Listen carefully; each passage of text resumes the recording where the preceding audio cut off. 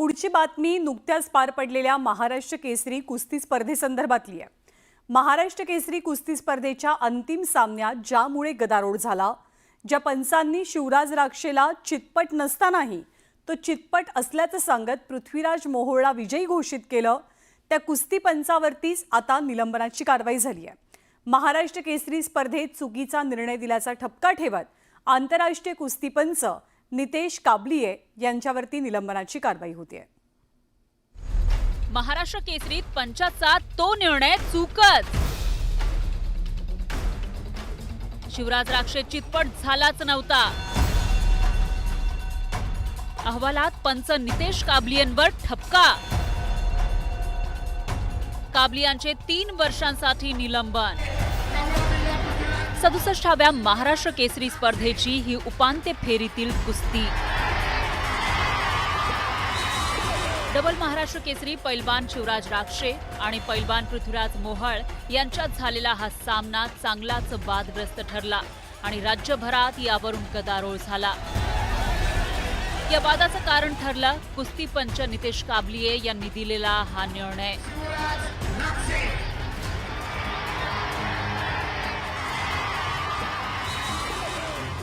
नितेश काबलिये यांनी शिवराज राक्षेला चितपट झाल्याचा निर्णय दिला, त्यावरून मोठा वाद झाला होता। यावेळी राक्षेनं मैदानावरच राडा घालत पंचांना मारहाण केली होती। या प्रकारानंतर शिवराज राक्षेवर कारवाईही झाली। पण या प्रकरणानं आता वेगळंच वळण घेतलंय, कारण मोहोळ आणि राक्षे यांच्यात झालेल्या उपांत्य कुस्तीत चुकीचा निर्णय दिल्याचा ठपका ठेवत कुस्ती पंच नितेश काबलिये यांचं महाराष्ट्र राज्य कुस्तीगीर संघटनेनं 3 वर्षांसाठी निलंबन केलंय। निलेश काबलिया हा जो त्या ठिकाणी पंच होता, त्यांनी आपल्या कर्तव्यात कसूर ठेवला म्हणून त्यांना 3 वर्षासाठी आपण निलंबित केलं महाराष्ट्र राज्य कुस्तीगीर संघानं। आणि पुन्हा 7 दिवसाची त्यांना वेळ दिली का 7 दिवसात तुम्ही आपला अहवाल महाराष्ट्र राज्य कुस्तीगीर संघाकडे सादर करावा, जेणेकरून कुस्तीगीरावर अन्याय होऊ नये आणि पंचावरही अन्याय होऊ नये। दरम्यान आता शिवराज राक्षेवरील निलंबनाची कारवाई ही मागे घेतली जाण्याची शक्यता आहे, तसं आश्वासनच महाराष्ट्र केसरीचे आयोजक संदीप भोंडवे यांनी दिलंय।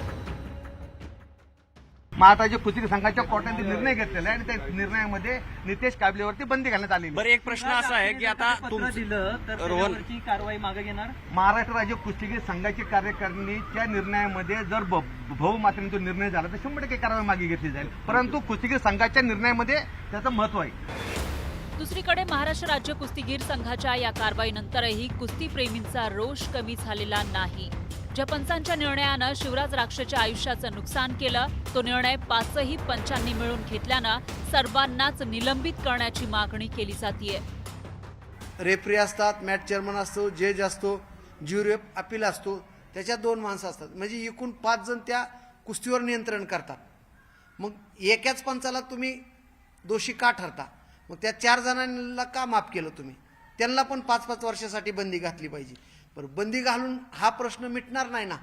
त्या पोराला न्याय मिळणार आहे का? आता नाही मिळणार, टाइम निघून गेला त्याचं। त्या मुलाला आता कमीत महाराष्ट्रात क्लास 1ची पोस्ट मिळाली असती। महाराष्ट्र कुस्तीगीर संघटनेनं पंचाचा निर्णय चुकीचा ठरवल्यानंतर महाराष्ट्र केसरी संदर्भात काही सवाल उपस्थित होत आहेत। पंच नितेश काबलिये यांचा निर्णय चुकीचा, तर मग सामना रद्द ठरवला जाईल का?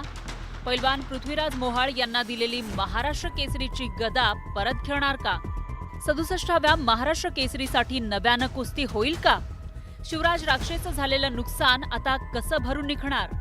कुस्तीच्या आखाड्यातील राजकीय हस्तक्षेप थांबवण्यासाठी प्रयत्न होतील?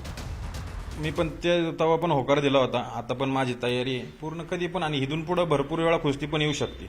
महाराष्ट्र केसरी कुस्ती स्पर्धा ही दरवर्षी होत असते। माझी तयारी भरपूर तयारी आहे, कारण का भरपूर प्रॅक्टिस पण केलेली आहे आणि कुस्ती करायला तयार आहे मी परत। शिवराज बरोबर जरी असली तरी काय हरकत नाही, महेंद्र शिवराज कोणी असले हो, आता कुस्तीच करायची सर, खेळाडू आहे एक, त्यात आपण नाही म्हणून तर चालणार नाही। माझी भरपूर तयारी आहे। 67व्या महाराष्ट्र केसरी स्पर्धेत अभूतपूर्व गोंधळ झाला होता। सुरुवातीला त्या गोंधळात शिवराज राक्षेला दोषी धरण्यात आलेलं, पण आता विलास कथुरे यांच्या चौकशी अहवालात आंतरराष्ट्रीय पंच नितेश काबलिये यांच्यावरच ठपका ठेवण्यात आल्यानं पुढे नेमकं काय घडतं महाराष्ट्र केसरीची ही कुस्ती नव्यानं घेतली जाते का हे पाहणं महत्त्वाचं ठरणार आहे. Bureau report, news 18 Lokmat.